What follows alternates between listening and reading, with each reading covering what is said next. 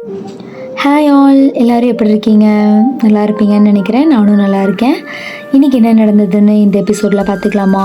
இது என்னோடய second day of my daily diary. இது எபிசோட் நம்பர் 2. இன்றைக்கி காலையில் ஒரு 6 மணிக்கே எழுந்திரிச்சிட்டோம். ஏன்னா இன்றைக்கி லீவு. ஸோ லேட்டாக தான் எழுந்திரிச்சிருக்கேன். அதுக்கடுத்து பக்கத்து வீட்டில் ஒரு கிரகப்பிரவேசம், அதுக்கு போகணும்னு சொல்லிட்டு எல்லாருமே கிளம்புனோம். கிளம்புனதுலேயே டிலே ஆயிடுச்சு. 8 மணிக்கெல்லாம் போகலாம் அப்படின்னு பிளான் பண்ணது 10 மணி ஆயிடுச்சு. ஓகேன்னு சொல்லிட்டு கிளம்பி அங்கே போனோம். போயிட்டு நல்லா விதவிதமான ஐட்டம்ஸ் எல்லாம் இருந்தது, சாப்பிட்டு வந்தோம். இதில் முக்கியமான விஷயம் என்னென்னா, அந்த வீடு அவ்வளோ அழகாக கட்டியிருந்தாங்க. செம்ம ஃபினிஷிங்கு, லுக்கு எல்லாமே சூப்பராக இருந்தது. அதை பார்த்து முடிச்சுட்டு வீட்டுக்கு வந்து எல்லோரும் ரெஸ்ட் எடுக்க ஆரம்பிச்சிட்டோங்க. இங்கே பார்த்தா ஹஸ்பண்ட் ஒரு பக்கம், பையன் ஒரு பக்கம், எல்லாம் தூங்கிட்டு இருக்காங்க. பொண்ணு தூங்கிட்டான்னா நம்மளும் தூங்கலாம் கொஞ்ச நேரம் அப்படின்னு பிளான் பண்ணால் இந்த பிள்ளை தூங்கவே மாட்டேன்ருச்சு. சரி, அவள் கூடயே ஆடி பாடி எல்லாம் டைம் ஆயிடுச்சு. பார்த்தா மணி 1 ஆயிடுச்சு. அது வரைக்கும் தூங்கவே இல்லை. தூங்கிட்டு இருந்தவங்க கூட முழிச்சிட்டாங்க. அடப்போங்கடா, இனியங்கடா நம்ம தூங்க போகிறோம் அப்படின்னு சொல்லிட்டு அடுத்த வேலையில் இறங்கியாச்சு. அடுத்து என்ன, லஞ்சு தான்.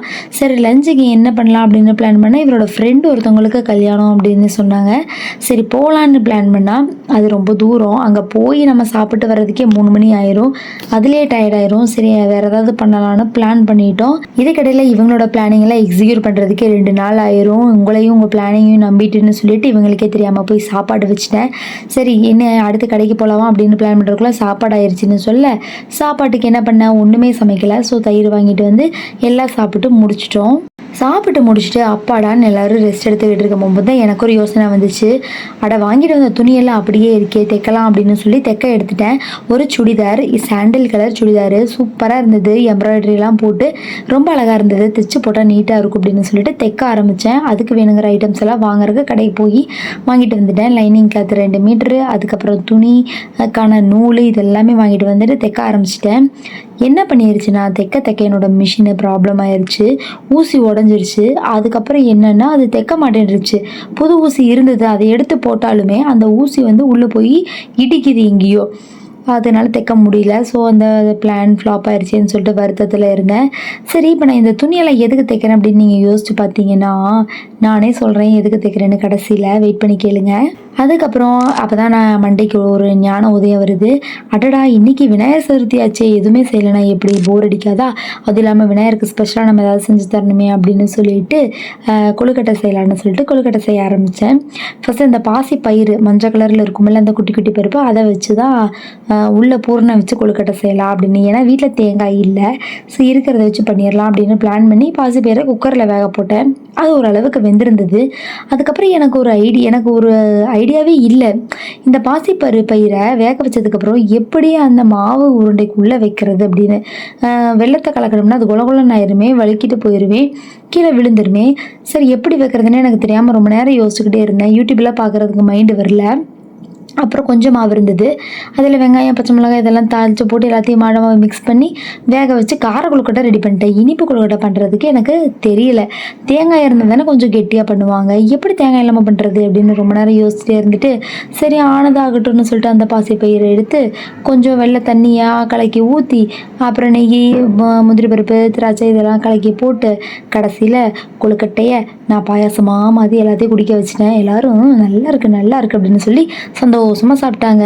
அதுக்கப்புறம் என்ன, எடுத்தது எல்லாமே எல்லாத்துக்கும் விநாயகருக்கு படைக்கிறதுக்கு முன்னாடி நம்ம வீட்டு ஆளுங்க எனக்கு பசிக்குது உனக்கு பசிக்குதுன்னு சொல்லி வந்து நிற்க ஆரம்பிச்சிட்டாங்க. சரி இருங்கப்பா, ஃபார்மாலிட்டிக்காக அவர் கண்ணில் காட்டிட்டு வந்துடுறேன் அப்படின்னு சொல்லி பிளேட்டில் எல்லாத்தையும் அழகாக அடுக்கி வச்சு எடுத்துகிட்டு போயிட்டு, விநாயகா பிள்ளையாரப்பா உனக்கு தான் நான் சமைச்சேன், என் பசங்கள்லாம் கேட்குறாங்க, உன் பேரை சொல்லி நாங்களாம் சாப்பிட்டுக்குறோம் அப்படின்னு சொல்லிட்டு என் பசங்களுக்கெல்லாம் கொடுத்துட்டு நானும் நல்லா சாப்பிட்டு வயிற்று நம்பிக்கிட்டோம். அதுக்கடுத்து நைட்டு டின்னருக்கு எப்போவுமே விநாயகர் சதுர்த்திக்கு நாங்கள் எங்கள் ஊரில் இருக்க விநாயகர் கோயிலில் தான் போய் பிரசாதம் வாங்கி சாப்பிடுவோம். அது வந்து ஒரு கௌரவமாக நாங்கள் நினைக்கிறோம். என்னென்னா விநாயகர்கிட்டேருந்து கிடைக்கிற வரமாக நாங்கள் நினைக்கிறோம். அதை யாரும் நீங்கள் தப்பாக நினச்சிக்காதீங்க, சரிங்களா? அதுக்கப்புறம் கோயிலில் போய் பார்த்தா பிள்ளையாரையும் காணோம், கூட்டத்தையும் காணோம். அடப்பாவிகளா, நம்மளுக்கே தெரியாமல் 7 மணிக்கே கொடுத்து முடிச்சிட்டிங்களா, 8:30 தானடா ஆகுது அப்படின்னு நினச்சிக்கிட்டு பார்த்தா அவர் ஊர்வலம் போயிருக்காராமா, வர்றக்கு கொஞ்சம் நேரம் ஆகும் அப்படின்னாங்க. சரி அப்படின்னு சொல்லிட்டு நம்ம ஏரியாவில் பார்த்தா சுற்றி முற்றி விநாயகர் தான், கிழக்கு ஒரு விநாயகர் மேற்கு ஒரு விநாயகர் அப்படின்னு சொல்லிட்டு எங்கே திரும்பினாலும் விநாயகர் இருப்பார். சரின்னு மெயின் ரோடு வரைக்கும் விநாயகரை பார்க்க போயிட்டோம். அங்கே போனால் ஒரே விருந்து விருந்து தான். புளியோதரை கொடுக்குறாங்க, பிரியாணி கொடுக்குறாங்க, சாம்பார் சாதம் கொடுக்குறாங்க. சரி இன்னைக்கு டின்னர் நம்ம விநாயகர்கிட்ட தான் அப்படின்னு சொல்லிட்டு அங்கேயே வாங்கி சாப்பிட்டுட்டு நேராக வீட்டுக்கு வந்து எல்லோரும் படுக்கையை போட்டு வேலையை முடிச்சிட்டோம். இந்த நாள் இனிமையான நாளாக அமைந்தது. எந்த நாளோட தொடர்ச்சி அடுத்த நாள் சர்ப்ரைஸ் நான் உங்களுக்கு காத்துக்கிட்டு இருக்கேன். அங்கே ஒரு சுடிதார் தைச்சிக்கிட்டு இருந்தேன்னு சொன்னேன்னா அது எதுக்கு, ஏன், என்ன அப்படின்றதெல்லாம் அடுத்த வீடியோவில் உங்களுக்கு தெளிவாக வெளிக்காட்டுறேன். அது வரைக்கும் இந்த வீடியோவை பார்க்குறவங்களுக்கு என் சேனல் பிடிச்சிருந்ததுன்னா மறக்காமல் சப்ஸ்கிரைப் பண்ணிக்கோங்க. நீங்களும் நானும் ஃப்ரெண்ட் ஆகிக்கலாம். தேங்க்யூ ஃபார் வாட்சிங். Take care. பாய் பாய்.